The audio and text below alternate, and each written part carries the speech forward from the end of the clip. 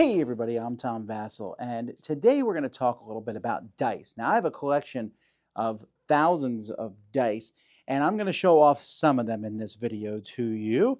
And maybe if people like this, I'll show off some more of the dice in a future video.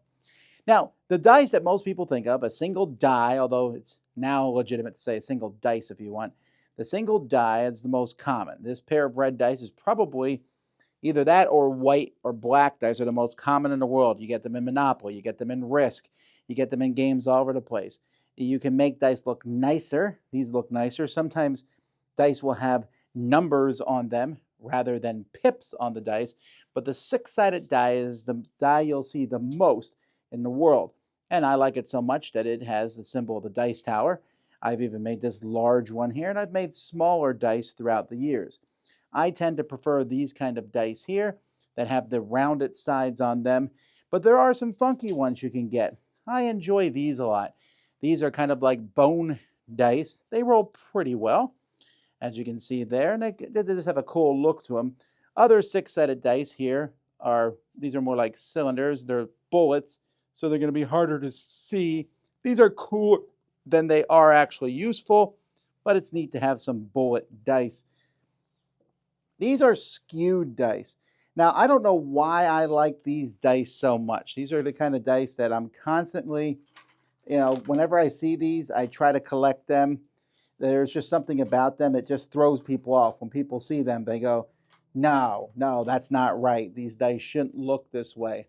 But they roll okay. But you will probably find people not liking them. They're going to think you're cheating somehow with these dice.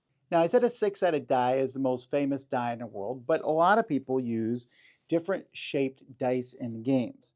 We have the four-sided die, one of the worst designs in gaming history, just because, well, it's four-sided, and if you step on this thing, it is horrifically painful. The six-sided die, which I've already talked to you about. Then the next size would be the eight-sided die. Then after that, we have the 10-sided die. Although 10-sided dice, usually they have a 0 on them, which almost always means 10, although I have a few that actually have a 10 on them rather than a 0. Although some dice go through the 10s, and this is useful because if you want a percentage, you can roll these dice, and now I have 76. Then the probably second most famous die after the six-sided die, the 20-sided die, which has 20 sides. You can buy these all over the place. There's a ton of them. And I should mention that some dice here are what we call countdown dice. These are dice that are used if you're playing a game like Magic the Gathering or some game where you have 20 life. It lets you easily move it from side to side to show how much life you have left, while a typical 20-sided die will have the 20 on the other side of the 1. So those are your basic dice that you can find all sorts of copies of. Like I said, there's some weird dice. Like look at these here. These are some of my favorites. They're round dice. They're six-sided dice, but they have weights in them to keep them from rolling too much. Now, they're not perfect. I mean, you have to kind of like look at them sometime to see what the number is on top. This is a 2 here and a 1 here, but I don't know what it is. I love rolling these dice. Here I have a set that I found of skewed dice, and I was so pleased when I found these. Again, these drive people crazy. Look at this 4. It just looks like it got melted somewhere. And this is like another weird way to do a 20-sided die. I don't necessarily like this one. It's like a spinning top. Now, what really shook my mind was when I found this die one day. This is a 7-sided die. You can see it has pips when it lands on these sides and the 6 and the 7. Now, you might sit there and go, that's not going to roll perfectly well. Well, I don't think it's perfect, but I'll tell you what, I've messed with it a lot and it comes pretty close. So it's neat to have a 7-sided die. And then I played a game called Formula D, which had the 30-sided die. Not quite like this one, it just mostly had high numbers on because it was to simulate a car in 6th gear. But the 30-sided die is such a neat die, so that I went out there hunting, and there are people who make all different sided dice. Here we have a 3-sided die. A 2-sided die is a coin. Not particularly elegant, and it's pretty. I would rather, I think, have a 6-sided die that has, 1, 2, 3 on different sides. Here's another take on the 4-sided die. Here's a 5-sided die, which I think can be pretty useful. Then we jump up to, we already seen the 6 and the 7 and the 8. Here's a 9-sided die. You're not going to see too many odd numbered dies out there. The 11-sided die, and this one has the 8 on a weird funky side.